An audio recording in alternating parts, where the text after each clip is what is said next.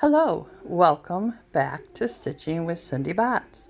Today's project is a table runner. Let's see if I can get a nice full, almost full shot of my table runner. And I am using crumb piecing. Now my background fabric for my table runner has tone-on-tone snowflakes, so that makes it really cute. I've done crumb piecing for my tree. My little trunks here are 2.5 by 1.5 little rectangles. And then my star is just a yellow shape that I have used one of my fancy stitches to applique down.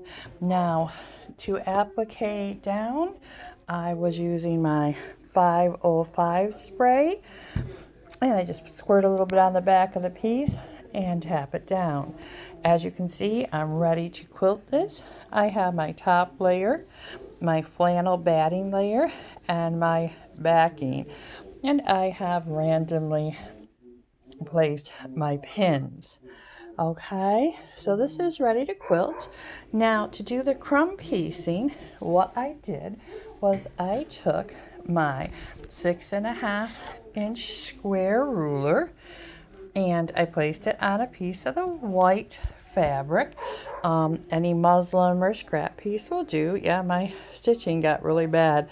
I had some tension issue there I had to fix.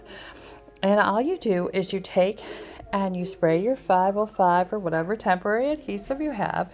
You spray that onto your square, and then you lay down your pieces, your little green pieces. You just lay them down so that they're touching each other or overlapping just a little bit. I like mine to overlap just a little bit, kind of like that. All right, and then just using one of your applique stitch, a satin stitch, a zigzag stitch, whatever you'd like. This is not going to get a lot of washing, so I'm not too worried about, fraying. So that's how I'm doing it. But a satin stitch would hold it better if you're going to do more washing. And you just go along the edges, holding it down. All right. Then I took and I found the center piece, the center mark of my piece. And I simply went from the center to the corner, turned it over, cut from the center to the corner to get my tree triangle. Okay, if you wanted to take those two leftover pieces and sew them together, butt them up, you can sew them together and have an extra tree if you so desire. I really didn't like how my white was showing there. Maybe if I had folded it and seamed it and then went over it with a zigzag, that would have hidden that white part. Okay, so that's an option.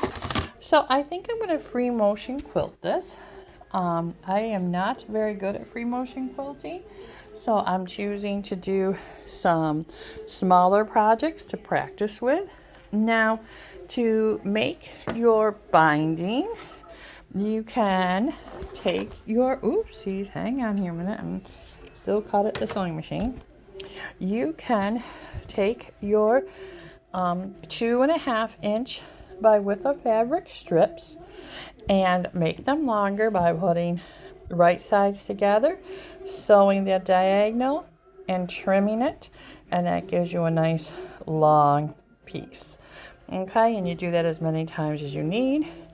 To make the binding, you fold your piece in half, and then you fold it in half again.